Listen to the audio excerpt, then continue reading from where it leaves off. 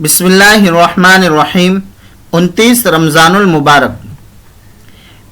عیدین کی راتوں میں عبادت۔ عیدین کی راتیں اللہ تعالیٰ کی نظر میں نہایت فضیلت رکھتی ہے، چنانچہ حدیث پاک میں ہے کہ نبی کریم صلی اللہ علیہ وسلم نے ارشاد فرمایا، جو شخص اخلاص و احتساب کے ساتھ عیدین کی راتیں عبادت میں گزارے، اس کا دل اس دن زندہ رہے گا جب سب لوگوں کے دل مر جائیں گے۔ فائدہ: اس رات میں عبادت کرنے والے خوش نصیب حضرات میدان حشر کی سختیوں میں بے خوف اور اطمینان سے ہوگے، اور بعض روایات میں ہے کہ عید کی رات آسمانوں میں لیلۃ الجائزہ یعنی انعام کی رات کے عنوان سے جانی جاتی ہے، اس لیے فضول باتوں، تفریحات اور بازاروں میں خریداری کر کے ضائع نہ کی جائے۔ اس رات کی خیر سے محروم نہیں رہنا چاہیے، بلکہ اس رات کو عبادت و اطاعت میں گزارنے کا اہتمام کرنا چاہیے۔ عید الفطر کے دن مسنون و مستحب اعمال۔ عید کے دن غسل کرنا، مسواک کرنا، خوشبو لگانا، اچھے کپڑے پہننا۔ عید الفطر میں عید کے لیے جانے سے پہلے طاق یعنی 1، 3، 5 وغیرہ عدد کھجور کھا کر جانا۔ اگر کھجور میسر نہ ہو تو کوئی بھی میٹھی چیز کھا لینا کافی ہے۔ عیدگاہ پیدل جانا۔ صدقہ فطر ادا نہ کیا ہو تو عید کی نماز سے پہلے ادا کرنا۔ عید کے لیے جاتے ہوئے راستے میں آہستہ آواز سے تکبیر تشریق اللہ اکبر اللہ اکبر، لا الہ الا اللہ واللہ اکبر، اللہ اکبر وللہ الحمد پڑھنا۔ عید کی مبارکبادی دینا۔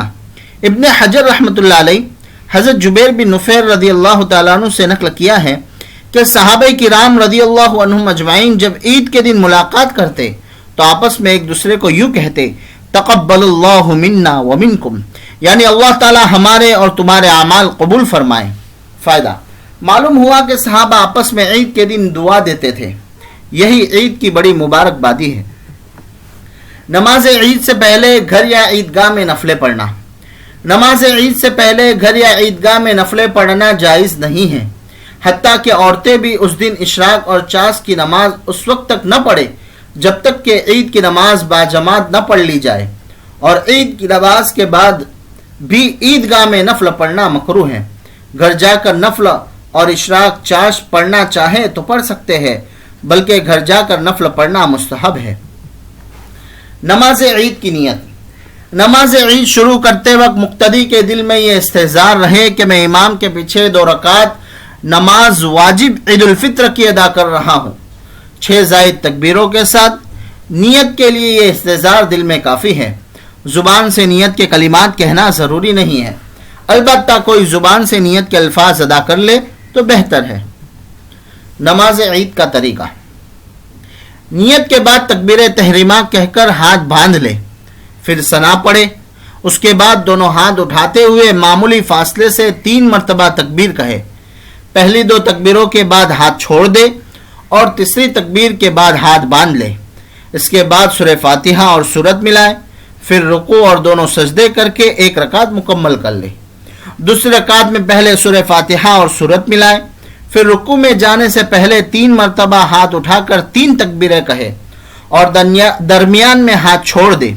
اس کے بعد رکوع کے لیے 4تھی تکبیر ہاتھ اٹھائے بغیر کہہ کر رکوع کرے اور باقی نماز پوری کرے۔ عید کا خطبہ۔ عید کا خطبہ پڑھنا سنت ہے، جو عید کی نماز کے بعد پڑھا جائے گا، اور خطبہ کا سننا واجب ہے۔ عید کے دن عورتوں کے احکام۔ مردوں کی طرح عورتوں کے لیے بھی عید کے دن مستحب یہ ہے کہ وہ غسل کرے اور عمدہ لباس پہنے، اور اگر چاہیں تو عیدگاہ یا مساجد میں عید کی نماز ہو جانے کے بعد اپنے اپنے گھروں میں تنہا بطور شکرانہ نفل پڑھ سکتی ہیں۔